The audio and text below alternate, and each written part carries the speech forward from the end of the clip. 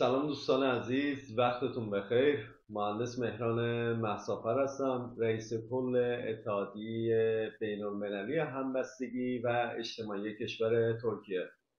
دوستان عزیز، همونطور که در جریان هستید، ما این انجمن رو در سال 2023 اواخر سال 2023 تأسیس کردیم با حمایت وکیل‌های بین‌المللی در کشور ترکیه و دیگر کشورها تونستیم فعالیت‌هامون رو گسترش بدیم. هدف اصلی فعالیت‌های ما حمایت حقوقی و حقیقی از تمامی اتباع کشورهای خارجی و کشور ترکیه می باشد. دوستان عزیز، هر چقدر هم سال 2024 برای ما سالی پر از سختی و پر از سراشیبی هم باشه، ما تونستیم با اراده هم، با همبستگی با تمامی اعضای هم، تونستیم خیلی از موفقیت ها رو کسب کنیم.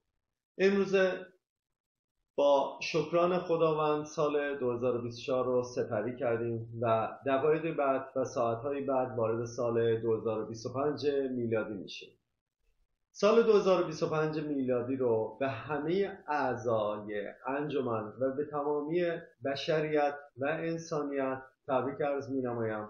امیدوارم سالی پر از نشاط، خوشبختی و موفقیت برای شما باشه. در کشور ترکیه و تمامی کشورهای همسایه اگر مشکلات حقوقی و یا حقیقی نسبت به زندگی خودتون و نسبت به قوانین بین المللی دارید، حتما میتونید به انجمن ما بسپارید. ما در خدمت شما هستیم و برای تأمین امنیت و آرامش شما 24 ساعته در حال فعالیت هستیم. موفق باشید در پناه خداوند متعال.